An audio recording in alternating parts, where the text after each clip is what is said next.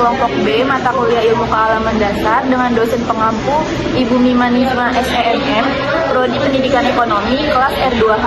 Saya Sati Kirana Bilkisni dengan NPM 2023 14500 986. Saya Fidelina Bentari dengan NPM 2023 14500 990. Saya Mandemi Dinasari dengan NPM 2023 14500 987. Di sini kami ingin menyampaikan materi tentang hakikat manusia dan sifat keilmuannya, Perkembangan fisik, sifat, dan pikiran manusia.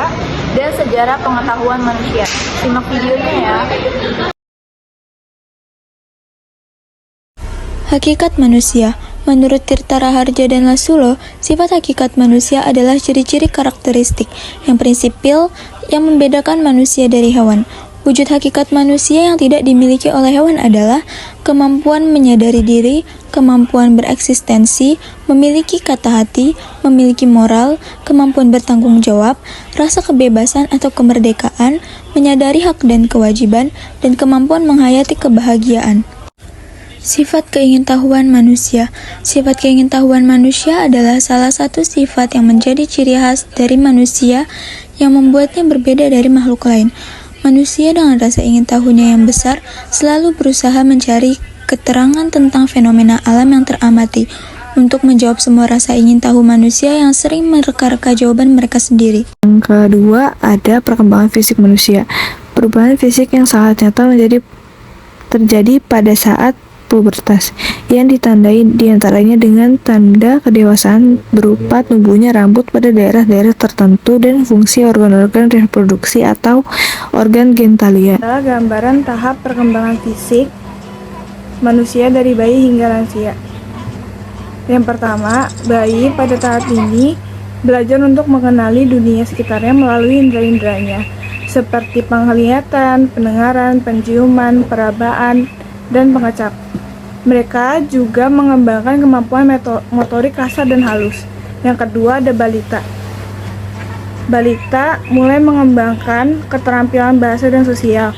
Mereka mulai belajar berjalan, berbicara, dan berinteraksi dengan orang lain. Yang ketiga ada anak-anak. Di masa anak-anak, kemampuan kognitif semakin berkembang. Mereka mulai belajar membaca, menulis, dan memecahkan masalah. Hubungan sosial dengan teman sebaya menjadi lebih penting. Yang keempat ada remaja. Remaja mengalami perubahan fisik, emosional, dan sosial yang signifikan. Identitas diri mulai terbentuk dan mereka mengalami perubahan hormon yang signifikan. Proses ini sering disertai dengan eksperimen dan pencarian jati diri. Yang kelima ada dewasa muda. Pada tahap ini, seseorang mencapai kematangan fisik dan emosional. Mereka biasanya memulai karir, membentuk hubungan yang lebih serius, dan mungkin memulai keluarga sendiri, membesarkan anak, dan memenuhi kebutuhan finansial. Mereka juga mungkin mengalami perubahan fisik dan kesehatan. Yang terakhir ada lansia. Pada tahap lansia, seseorang mengalami penurunan fisik dan kognitif. Mereka mungkin menghadapi tantangan kesehatan yang serius dan perubahan sosial, seperti pensiun dan kematian pasangan hidup. Yang terakhir ada perkembangan sifat dan pikiran manusia. Kelemahan manusia terjadi karena memiliki akal budi dan kemauan yang keras sehingga dapat mengendalikan jasmaninya. Rasa ingin tahu yang terdapat pada manusia menyebabkan pengetahuan mereka menjadi berkembang. Setiap hari mereka berhubungan dan mengamati benda-benda dan peristiwa-peristiwa yang terjadi di alam sekitarnya. Selanjutnya, sejarah perkembangan manusia. Yang pertama ada zaman purba. Pada zaman ini, pengetahuan manusia sangatlah terbatas dan sebagian besar berfokus pada kebutuhan dasar seperti mencari makan, berburu, dan bertahan hidup. Manusia purba mengembangkan alat-alat sederhana dari batu dan belajar menggunakan api. Berikut ini merupakan video gambaran dari manusia pada zaman purba. Pada zaman purba, kehidupan manusia sangat tergantung pada kegiatan berburu, meramu, dan bercocok tanam untuk memenuhi kebutuhan hidup sehari-hari. Berburu menjadi kegiatan utama untuk mendapatkan sumber makanan dari hewan-hewan liar di sekitar mereka. Namun, peralihan penting terjadi dengan munculnya bercocok tanam yang memungkinkan manusia untuk mengendalikan produksi makanan dan menetap di tempat-tempat tertentu. Pada zaman purba, merupakan periode kritis dalam evolusi manusia, di mana kegiatan ini menjadi pondasi bagi perkembangan sosial, ekonomi, budaya manusia. Manusia purba yang mulai mengenal alat-alat dari batu adalah bagian dari periode dalam sejarah prasejarah yang disebut sebagai Paleolitikum atau zaman batu tua. Selama periode ini, manusia purba menggunakan batu untuk membuat berbagai alat seperti kapak, pisau, dan alat serbaguna lainnya. Yang kedua, zaman Yunani. Pada zaman ini, merupakan periode penting dalam sejarah pengetahuan manusia, di mana filsafat, ilmu pengetahuan, dan seni berkembang pesat.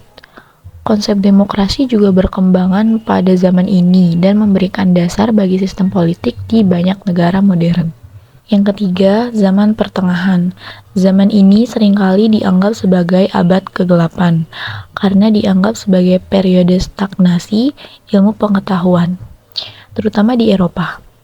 Di Eropa, pada akhir periode ini, meskipun ada beberapa stagnasi, masih terjadi perkembangan teknologi seperti bangunan katedral, peningkatan pertanian, dan pemulihan serta pengembangan teks-teks kuno yang membantu meletakkan dasar bagi Renaissance. Yang terakhir, zaman modern. Pada abad ke-16, muncul revolusi ilmiah yang menggantikan dogma agama dengan metode ilmiah. Revolusi industri abad ke-18 mengubah cara produksi dan kehidupan sosial.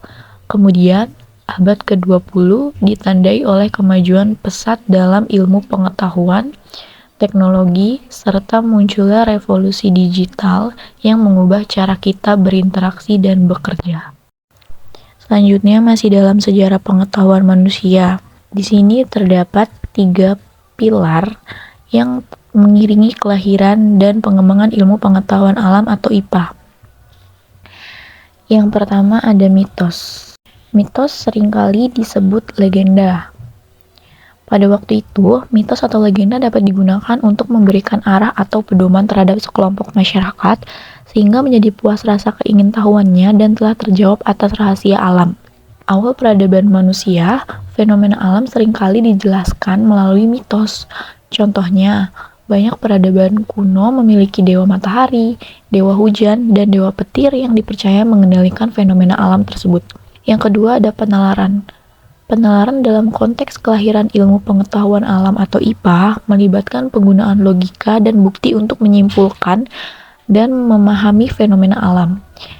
Ini mencakup penalaran deduktif, induktif, analogis, kausal, dan statistik untuk membantu menguraikan dan menjelaskan berbagai aspek alam semesta dan proses alam. Yang terakhir, pengetahuan pangkal.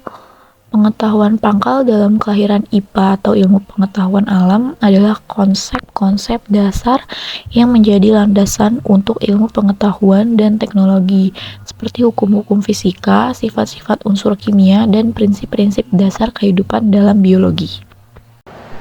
Berikut adalah contoh video perkembangan kehidupan manusia dari zaman ke zaman.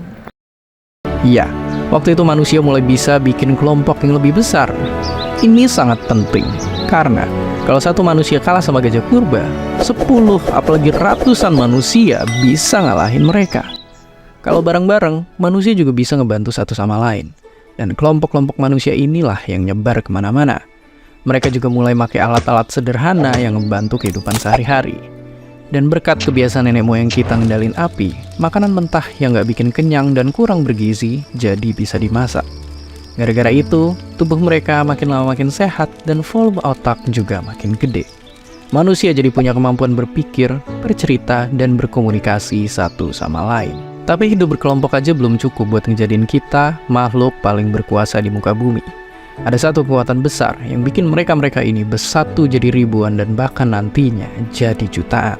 Mungkin terdengar sepele, tapi waktu itu kekuatan satu ini ibarat penemuan luar biasa yang ubah segalanya. Ia bernama imajinasi. Di sini manusia bisa ngegunain pikiran abstrak dan bahasa buat nyiptain ide, ngajak kerjasama, sampai akhirnya punya hasrat buat bertahan hidup bahkan nguasain dunia. Tapi ada sisi gelap yang jarang kita tahu. Kita udah tahu kalau Homo sapiens mungkin pernah berbagi dunia yang sama dengan para manusia purba lainnya, termasuk mereka. Bahkan pernah terjadi perkawinan di antar keduanya, dan bukti sisanya bisa jadi ketinggalan di dalam diri kita. Tapi bisa jadi spesies kita ngalahin mereka dalam pertarungan perebutan makanan, dan mungkin ini jadi alasan kenapa cuma Homo sapiens yang bertahan menjadi satu-satunya spesies manusia yang tersisa. Tapi sekuat-kuatnya manusia bertahan, mereka masih harus berburu tiap kali perut kelaparan. Mereka hidup berpindah-pindah tempat, menjadi spesies paling banyak jelajahin muka bumi. Tapi lama-kelamaan mereka sadar, jumlah mereka makin banyak. Sekali berburu belum tentu bisa bikin semua kenyang. Untungnya buat mereka, waktu itu suhu bumi sedang menghangat. Mereka mulai merhatiin bekas buah-buahan makanan mereka. Beberapa ada yang berubah jadi pohon-pohon kecil, hingga akhirnya mereka nemu cara ajaib numbuhin makanan dari dalam tanah. Karena udah gak mesti berburu, manusia jadi punya waktu untuk ngelihat ke langit biru. Mereka mulai ngamatin dan berpikir, kenapa musim berganti dan tanaman mati? Gimana batang pohon tumbuh dari tanah? Kenapa siang berganti malam? Manusia pun nyatet kejadian-kejadian, nyiptain mitos-mitos, dan di waktu bersamaan bertanya-tanya tentang alam semesta. Buat bikin sumber makanan barunya cepat tumbuh, mereka milih lokasi-lokasi yang emang strategis.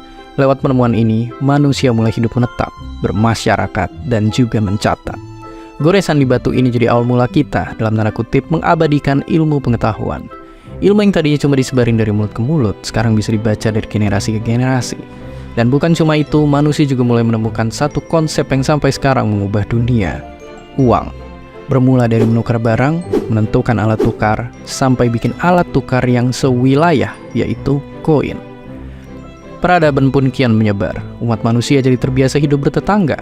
Perlahan, peraturan-peraturan mulai tercipta. Penguasa silih berganti naik tahta, dan masyarakat semakin tertata. Kita mulai menggambar garis-garis di peta dan nyari cara yang adil buat bernegara.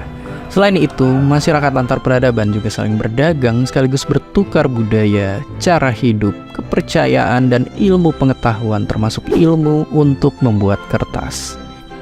Ilmu pengetahuan jadi lebih mudah menyebar dan makin berkembang. Sayangnya, manusia tetap nggak lupa untuk saling serang. Kerajaan demi kerajaan runtuh karena perang. Banyak pemikir dan ilmuwan terpaksa mengungsi membawa tumpukan ilmu peradaban kuno ke Eropa, mengawali revolusi ilmu pengetahuan yang terjadi di sana.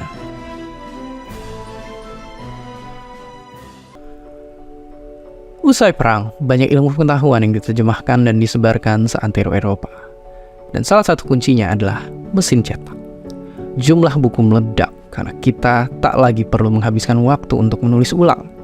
Banyak pemikir yang namanya sering kalian lihat di buku pelajaran ngumpul di era ini. Filsafat, astronomi, biologi, fisika, kimia, ribuan eksperimen sains dilakukan menghasilkan berbagai teori dan hukum. Dengan ilmu yang terus berkembang, kita bisa menciptakan alat-alat baru yang bikin produksi barang makin banyak. Kekayaan dan kesejahteraan jadi dorongan buat manusia berlomba-lomba nguasain alat produksi. Lewat kekayaan pribadi orang-orang yang makin menggunung, muncullah petanding negara dan kerajaan yang terkadang malah lebih kuat, lebih ganas. Di saat yang bersamaan, banyak bangsa berambisi menjelajah bumi dengan hasrat untuk mencari kekayaan, mendapat kejayaan sampai nyebarin keyakinan. Sayangnya, sebagian dari kita justru malah jadi rakus dan nyebar kesengsaraan ke seluruh penjuru dunia. Dan gak cuma lewat senjata, tapi juga lewat makhluk tak kasat mata. Sekian video penyampaian materi dari kami. Terima kasih. Wassalamualaikum warahmatullahi wabarakatuh.